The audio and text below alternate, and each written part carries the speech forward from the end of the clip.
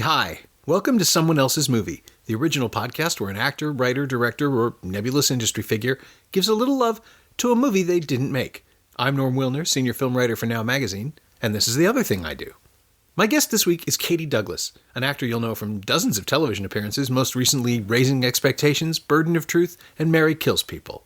She stars as Vivian, a young woman being raised in mysterious circumstances, in Danishka Esterhazy's Level 16, which opens in Toronto and Calgary this Friday, March 15th, and in Ottawa and Winnipeg later this month. It's also available on VOD in the US right now.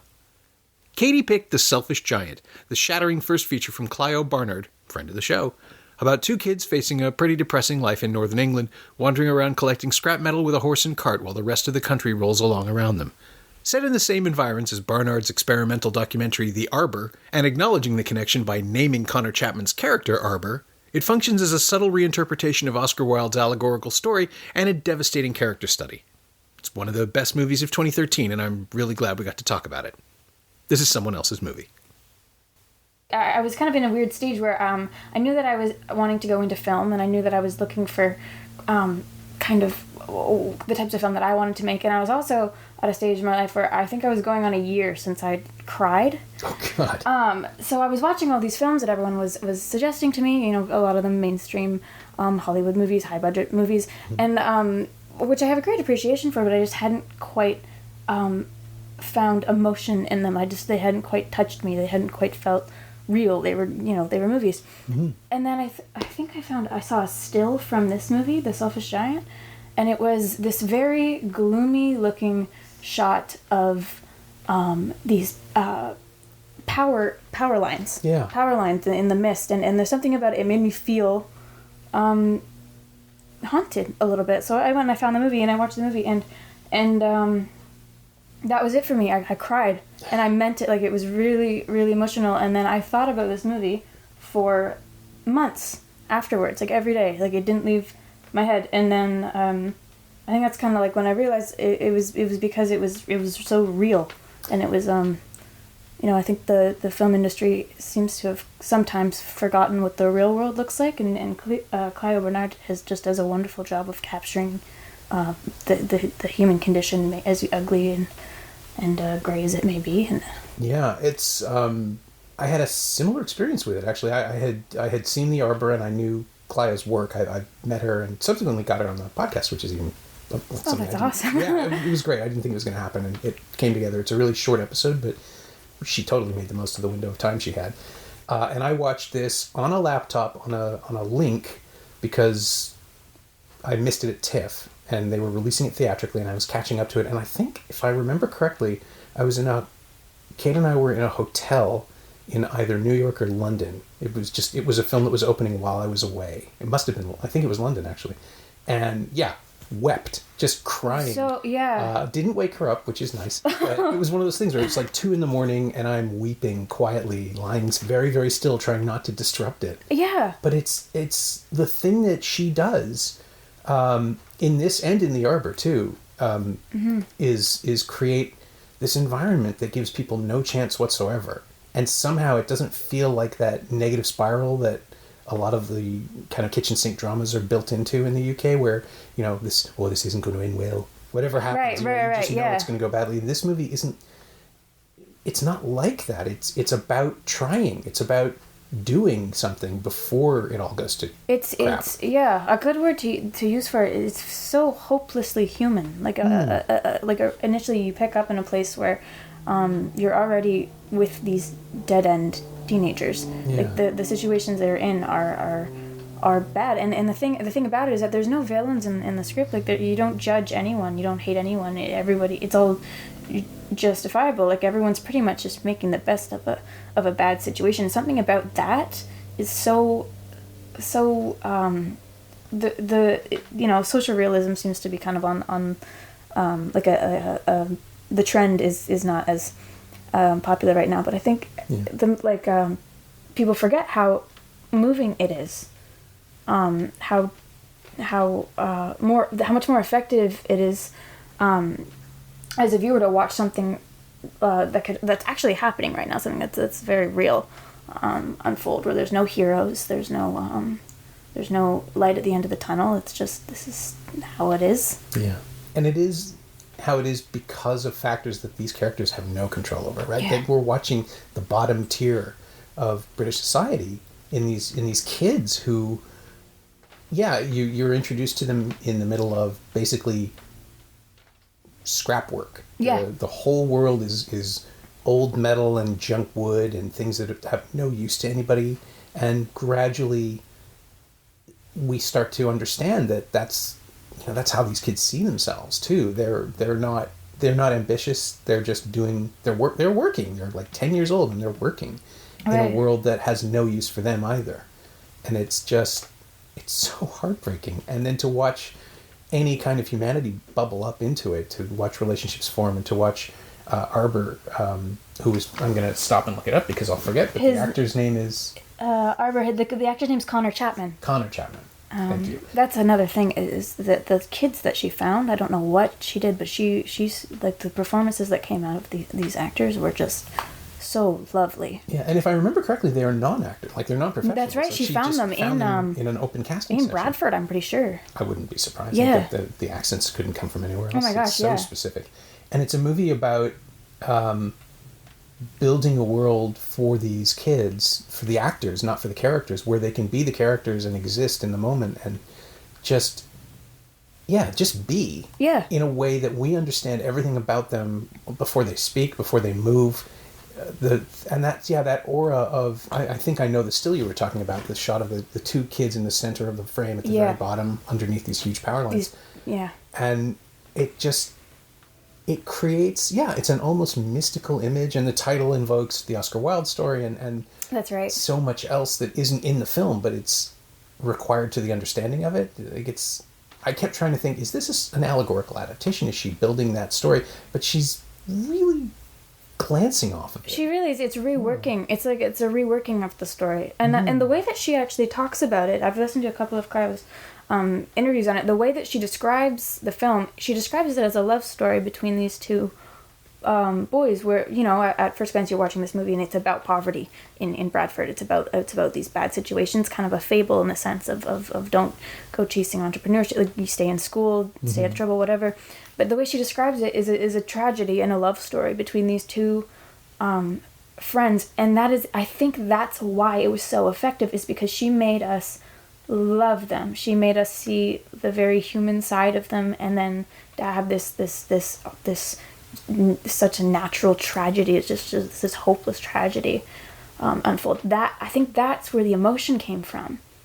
Yeah. And I think she just approached it in the most perfect way. Like, that she captures these little I've got brothers myself, and I like younger brothers, and I there's some of the scenes, like, they're jumping around on the trampoline, they're just wrestling, and it's just so natural, and it's so true to boyhood and the innocence of it all, and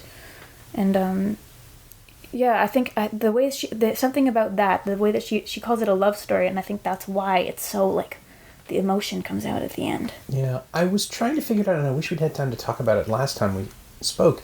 There's a sense, the thing she's doing, specifically in this film, not so much in The Arbor, which is more stylized, is very similar to, like, Mike Leigh and Ken Loach, and there's this whole long tradition of British kitchen sink realism, but I think she literally sees it differently. Like, she's looking for behaviors that the other films haven't captured. I think you're right. And I notice it too. There's something about her films that are it's fresh. It's from a very interesting perspective.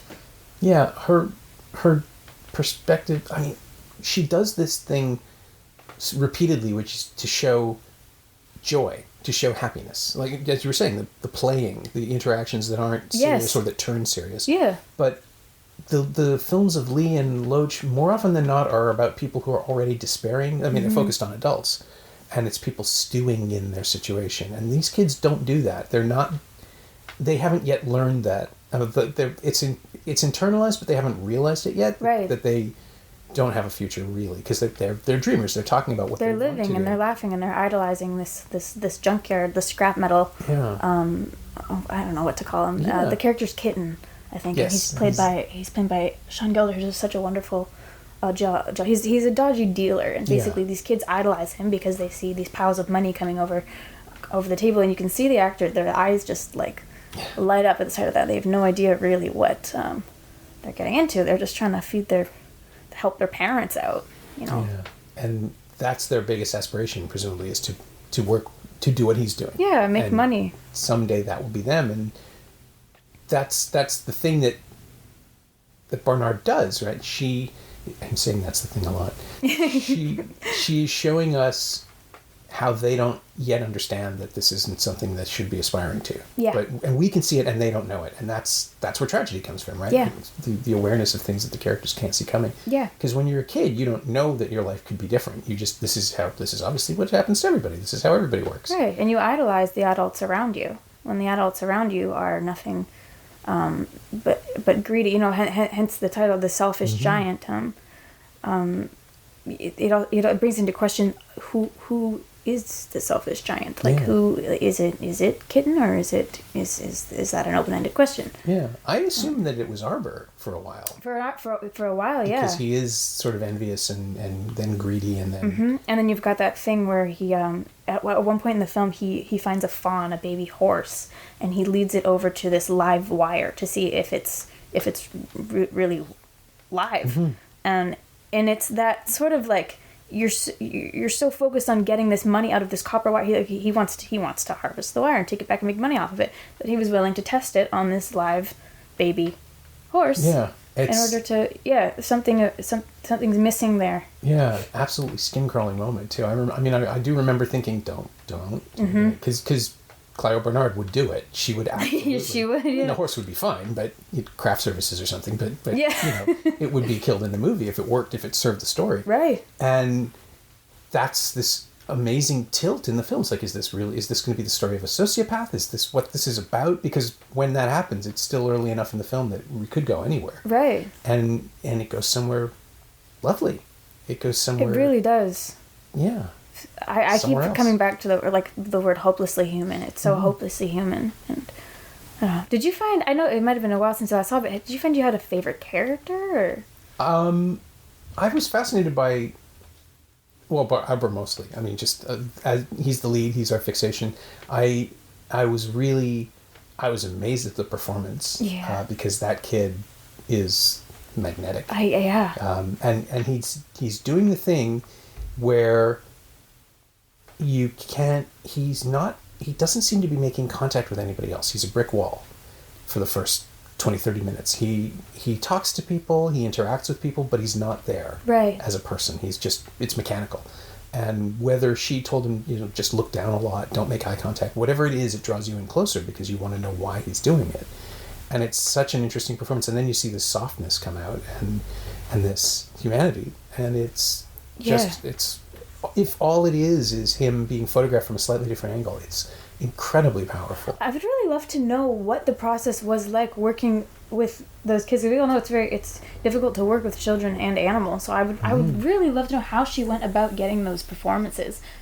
First of all, kids that are non-actors and have never been on a film set before and not knowing really. I'm curious to see if that was them, or if they were really channeling the lives of these individuals. It was really wonderful work. And the other young boy, what was his name? Sean Thomas, who played Swifty. The casting, I gotta say, was so well done. Like, whatever they did, it was effective. He was so there was a gentleness to that character, and I think about his face and I think about that character, I feel sick to my stomach, like, because it's just so it was just so natural how it all went down. And you can talk about the ending if you want to. I mean, I don't know, spoilers and whatnot. We presume that at this point people will see the film. Well, it goes from this pretty much the only unselfish character in the story, basically, when you think about it. And he's sweet, and he loves horses, and he loves his friend Arbor for whatever reason. Arbor's selfish, and he's very angry. He's possibly on the spectrum, and he's proven to be cruel and defiant. But he loves his friend, and he loves animals. And then the next thing you know, you see his charred little body being pulled out of this hole. Again, weeping openly and weeping over that. Oh my gosh! And I'm losing my mind. Because that's the thing. I did it again. That is. It's the thing. That is what she teases so beautifully, because it doesn't feel like a setup when we have the scene with the fawn, with the little moment of the wire, and you just as soon as it happens, I was just like, oh, of course, and then it broke me. Yep. But it's all about the world being like, the world is just lying in wait for these kids, and then when you see it happen, it's just shattering. And I've said that already, but it really just, it's the kind of thing that. And it happens so quickly. Yeah. It happens so quickly, like as it would in real life. Exactly. There's no grand build-up. There's no VFX. There's no big moment of electrocution. It just happens. And here's another thing. I can't recall, but I don't think there's ever any music throughout the film. It's so silent. I don't remember any. I now that I think about it, I don't think there is. There's some stuff playing in the background there's a radio at Kittens, I think. Maybe, yeah. But throughout, there's no background music. But there's no score. There's nothing to set the mood, and because it's there by itself, and it's kind of sickly in a way, because you feel like you're watching something you shouldn't be watching, because it could have actually just happened in front of your eyes. Yeah. I live in an area right now that's a little bit like rougher, and sometimes, rather than like watching the movies, I'll sit and just watch out the window, and you will see things that you really wish you didn't see, or you feel like you shouldn't be watching. Like you're embarrassed to be watching this. You feel like you should look away, and that's kind of what the film brought. It was a sense of you're watching someone's personal experience. Yeah, that's it exactly. It's too intimate. Yeah. At times, and it's striking to me that, having made The Arbor, which is a documentary, for those listening who haven't seen it, it is a staged reading, effectively, of people's testimonials. She recorded the voices of the real people in this story, and had people read it, and had people perform lip sync it in really weird stylized performing scenes tableau. That like a living room scene outside in the middle of the lawn or something. Or there's a house on fire. There's all the sorts car crash. Even. Yeah, really striking choices, and it absolutely sets the film apart. Yeah. In terms of what documentary can be and what a film can be. Yeah. And then to go and pivot to absolute realism, with a fantastical, mystical bent. It starts to look. It's a visually stunning film. It really is. I even wrote down. The cinematographer is Mike Ayers, something like that. But he captured the town, like the Bradford. He captured England in a way, like it established the film. Like you already knew where you were. You already knew what the situation was. Like I thought he did a wonderful job visually. That's initially what drew me to go and watch the film. Is the way that it was captured. Yeah, I mean, it looks dreamlike at first. Yeah. But it's very cold. Yeah, but that's it, right? Dreams shouldn't be this unpleasant. It's just a horrible place. A horrible place where people are broken and beaten down over. Really, my favorite movie. Really love it. I mean, there's something to be said for, and it doesn't romanticize anything. That's the other thing. It's not, you feel sick. Yeah, it's not about the celebration of the plucky people who emerge from the squalor. It's about how the world has left these people there. Yeah. And how Britain is moving into this post-industrial age where I'm reading Bill Bryson's book At Home, which is about the history of things in homes, and why we live in houses, and how things were designed and the world came to be the way it is. And it's fascinating, but there are all these historical anecdotes about the celebration of the industrialization of London and Manchester and these factories and belching smoke, and then this is what we're left with. We're left with with communities, with entire villages that are no longer doing the thing they were built to do, which is feed workers into factories so they can, like company towns or factory towns, that now have nothing. And so having Arbor be a scrap hunter, having him be a scavenger, is this perfect evocation of where Britain is now. Because this kid is born into desolation. The world isn't what it used to be, and no one's come up with anything else. And Brexit is happening basically as we speak, and it's the same thing. There's all these people who are completely unprepared for the thing that's about to happen. They've been assured that everything will be fine, that their government will take care of them. That's not going to happen. The next thing is as unimaginable as whatever happened to Arber's parents or grandparents. Right. And it's almost a post-apocalyptic film in a way. A little bit, yeah. It's a very the environment bleak, is hostile and representation of the future, and the horror of it all is that it's not improbable. It's happening. It's right there. Yeah. It's an incredibly powerful and simple film. Yeah, and that's exactly it. It's so simple. It's so simple. There's no extravagant plot line. There's no heroes. There's nothing. It's just a sad story. It's just a sad story. It kind of reminds me of the Florida Project a little bit. It's more of a gothic take on something like the Florida Project. Yeah, because you get to see the world through their eyes once or twice. Yeah, and then there's the and it's adorable and hilarious and funny, and you're watching kids in an adult world. Yeah, and they don't know they're not prepared. Yep. I think that's the connection, right? The sense that it's play for them, but we can see the reality coming around the corner. And well, I mean, how do you feel about it's the obvious question to ask about the Florida Project. How do you feel about the ending?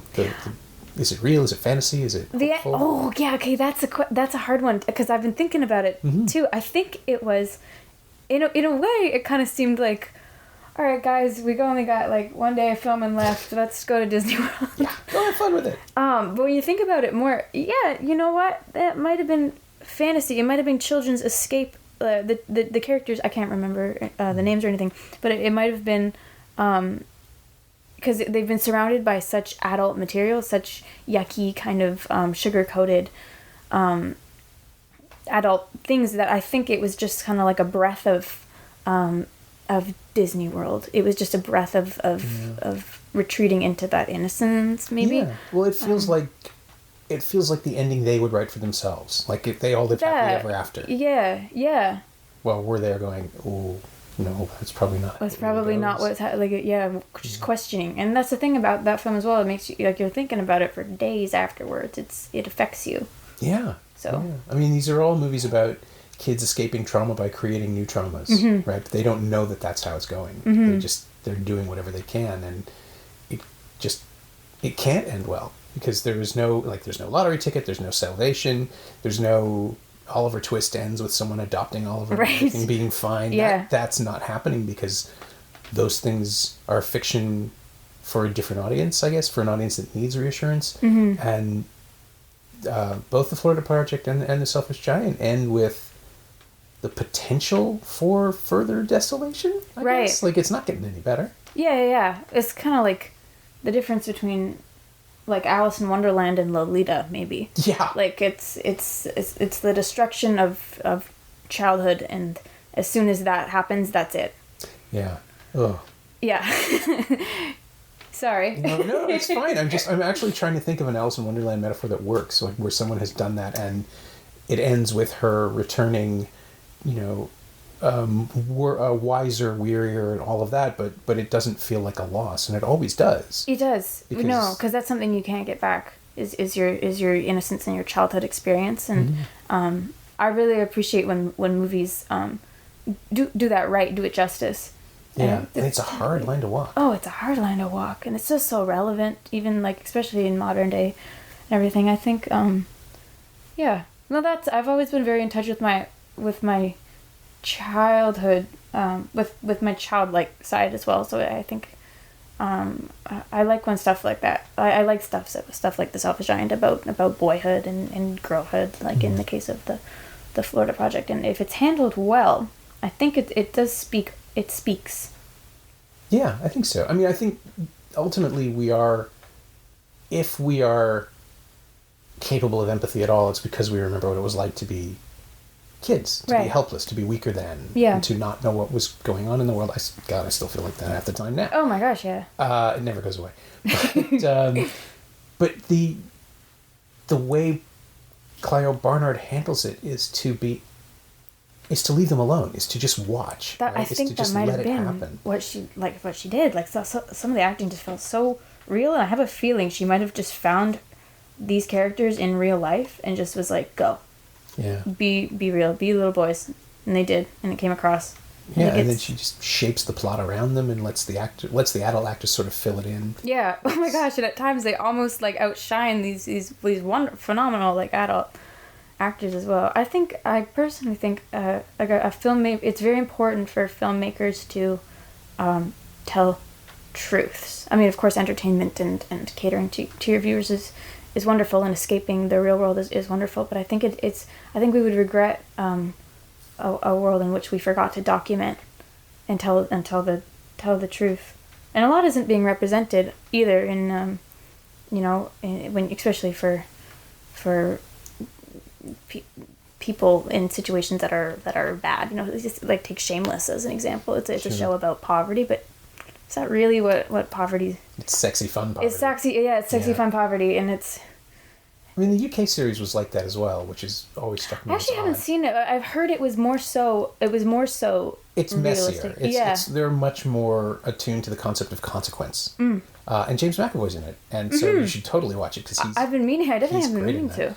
But the American version, the Showtime version, is very much about wacky misadventures. Yeah, and that's why people love it. I'm sure. And it's like it doesn't have the distance that It's Always Sunny in Philadelphia has, where the whole point of the show is that these people are going to destroy others but never themselves, right? Because they have no empathy and they're completely clueless. Yeah.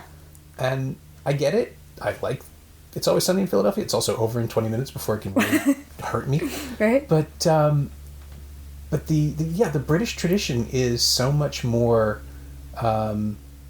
unforgiving. I think that's it. Yeah, something about that.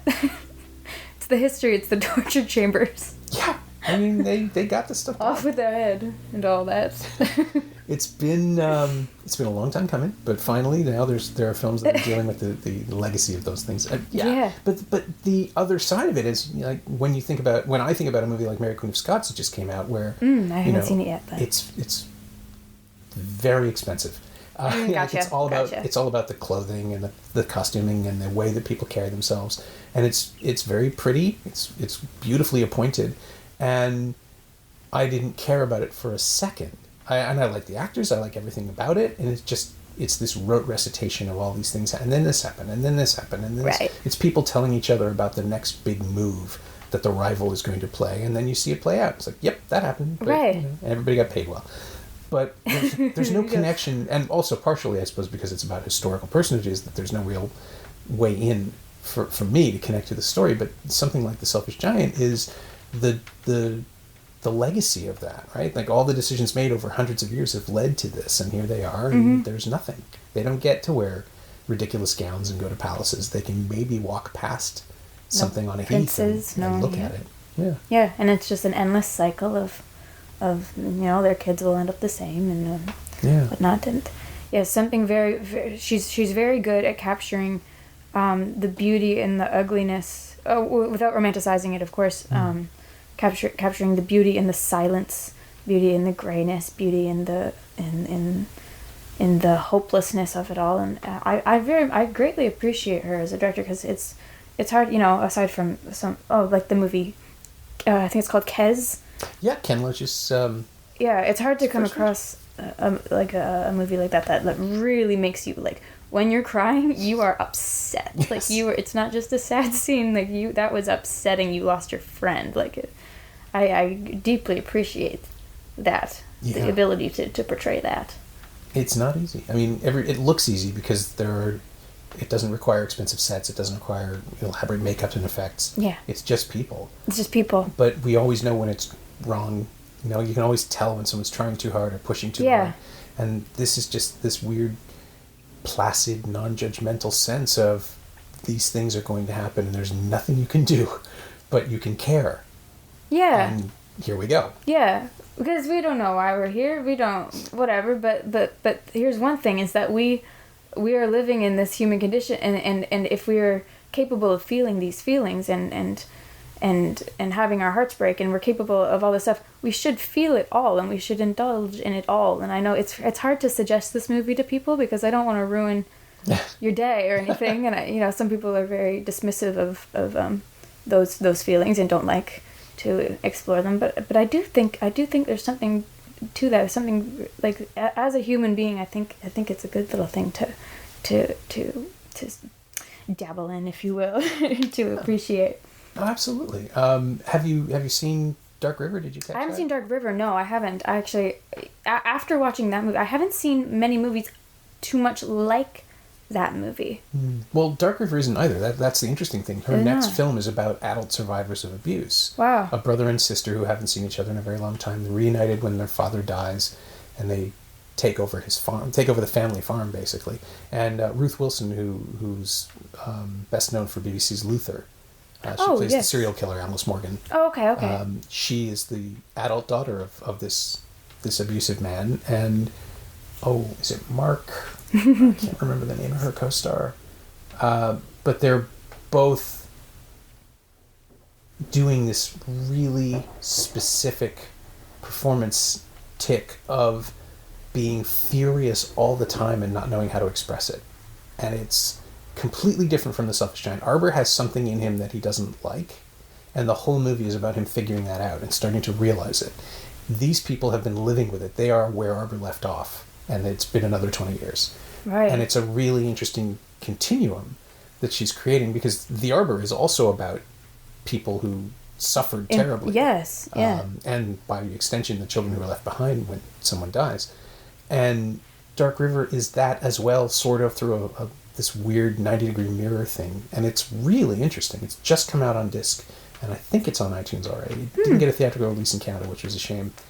But it's the same movie from a different angle and with more time and maturity and sadness behind it. Oh, is that what I'm watching tonight? I think it is. It will be. I would recommend it. I think it might be. It's also very, very powerful in really small bursts. So when people explode at each other, you pull into yourself watching it, and then you can relax, and then it happens again. And it also has this great weird meta joke, and I asked her about it. Sean Bean plays the father, but his death is the thing that starts the movie. So this is finally a movie where Sean Bean doesn't die at the end. We see him in flashbacks, and it's this weird joke. And I said, did you do that on purpose? Because, if Sean Bean is in a movie, the odds are he's not going to survive. That's his running gag for 20 years. They even talk about it in The Martian, I think. And she's like, no, I just hadn't seen half his things. He works a lot. Something so simple about her. Yeah. I've watched a couple of her interviews, and every time I'm glad she's making art. I'm glad she's showing us her head. Yeah. There's something very, very, very sweet about that. Yeah, I really like the idea of steeping in her work for 90 minutes at a time, or 100, however it works. But I also know she's going to make me cry. Oh yeah, and I don't always want that. And I'm very vulnerable. Thank you. Yeah, it's great that she's doing this though, because it does point to another way of telling the same story within a genre. Isn't it interesting that she keeps going back to that genre, that concept, that poverty-stricken hopelessness concept? It's the thing that tugs at her. Yeah. And I don't fully understand why. I'm not sure she does either, which is what's so fascinating. Yeah. And she's sort I of don't think she cares. picking at a scab over and over again. But she finds a fascinating new angle every time. And here with The Selfish Giant, she found this simple, beautiful, uncomplicated way right into this devastating story. Right. And the thing is, I haven't read the Oscar Wilde book either, so I can't even compare the two. Almost no relation. Almost no relation? Yeah. Interesting. So that's definitely something that I'll be reading. Yeah, the story is very fantastical, and I think it's, if I remember correctly, it's an allegory about the monarchy, I think. Okay. So maybe there's a hint of the connection in that the giant is England, and it's kept everything from these characters. That's what I was, yeah.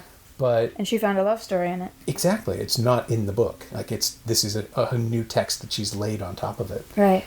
In a really powerful way. Yeah.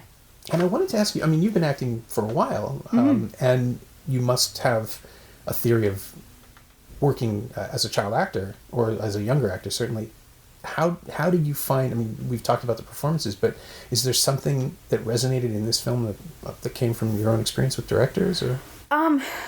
I think kids are really good at making the situation real, and often you get child performances are they're child performances. You're reading your lines and you're being pretty for the camera and whatever, but sometimes what happens is you can put a kid in this situation and it's real to them, and it might be mildly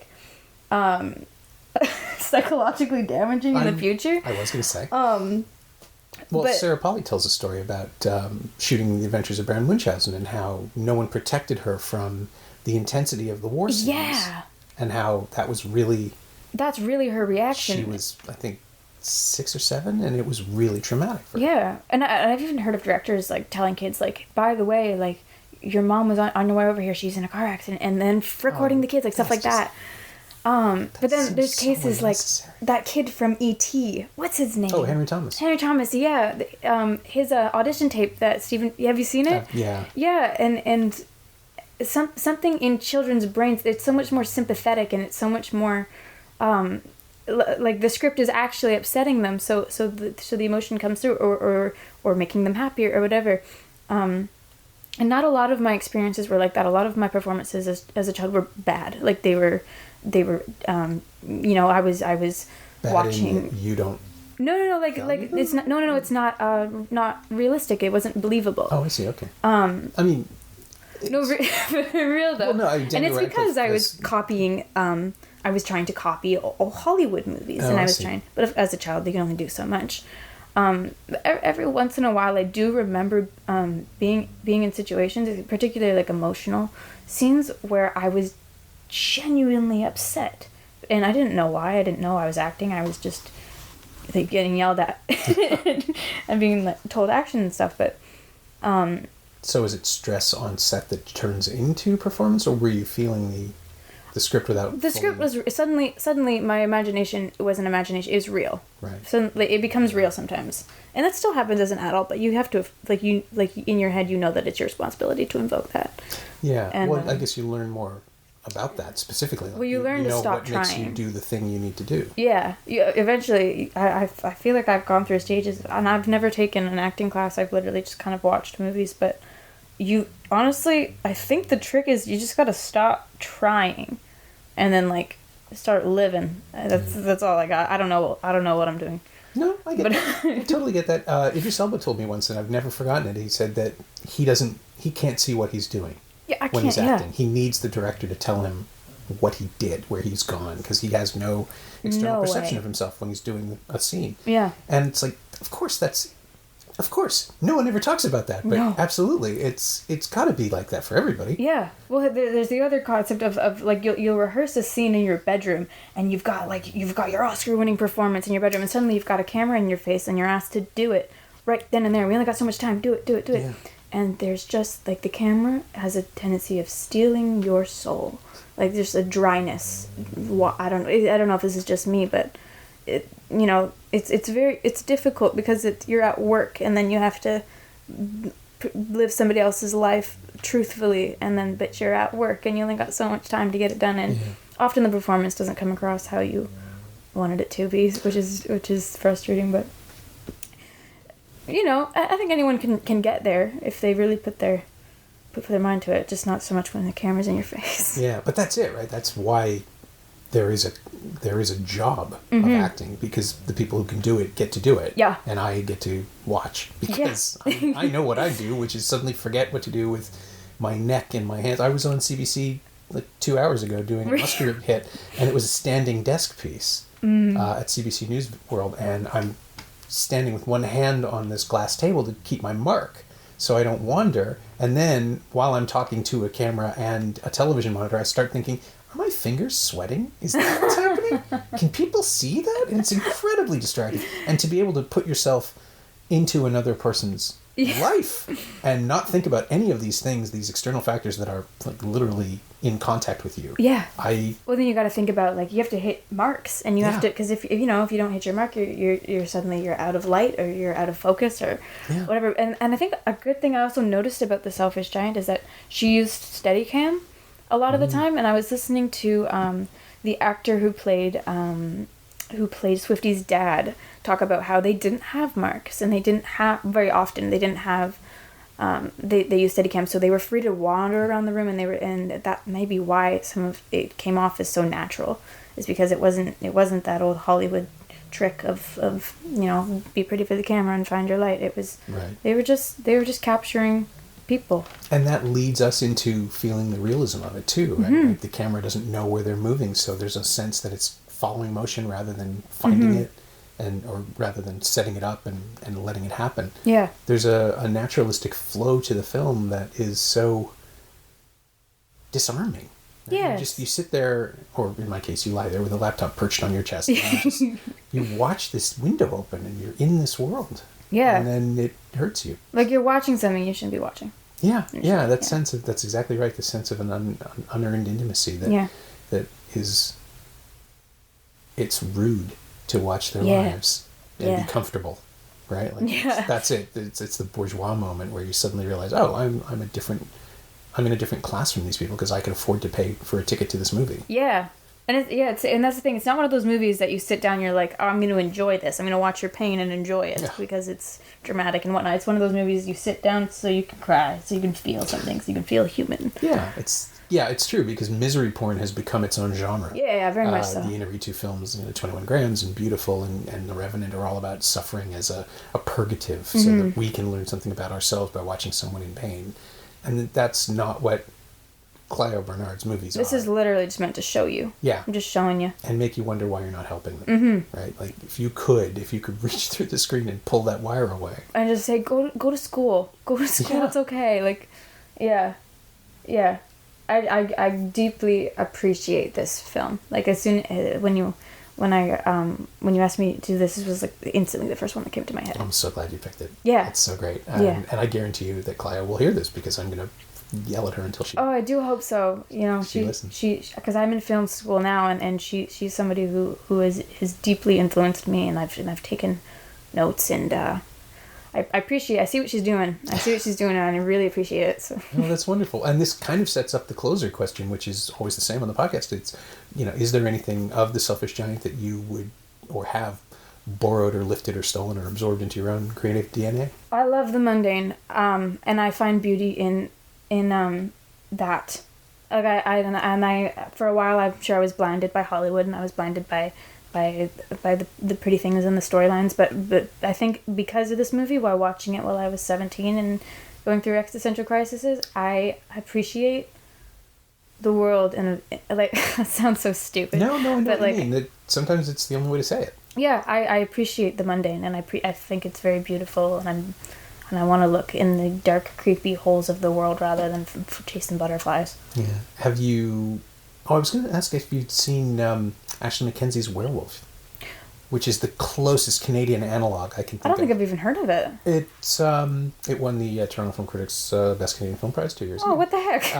It's a terrific film. It's about two people, a guy who's in his mid-20s and a girl, really, who's 17 or 18, who are coming off, or they're in a methadone program in Cape Breton, and they have to get their dose every morning at a pharmacy, and then they have 24 hours to kill. And so they wander around mowing lawns, effectively. It's the closest thing to a Clio Barnard film, not specific to The Selfish Giant, but there are these long shots of them just walking in alongside of the road in open air, right, that really feel like Ashley saw this movie.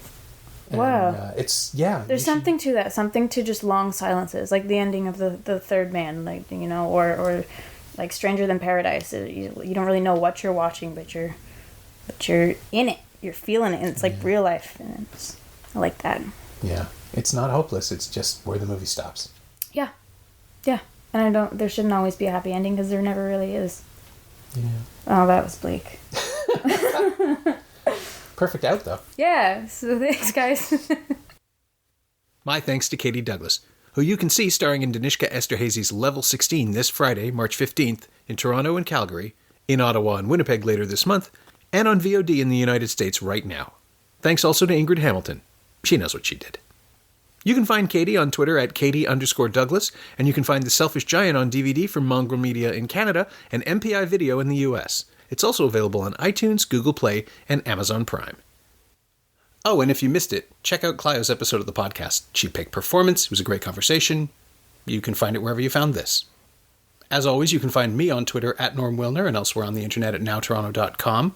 You can also find this podcast on Twitter at Semcast, SEMcast, and on the web at someoneelsesmovie.com. If you feel like leaving a review on iTunes or Apple Podcasts or wherever you enjoy the show, that would be greatly appreciated. Every little bit helps. It truly does. Thanks for your support. And thanks for listening.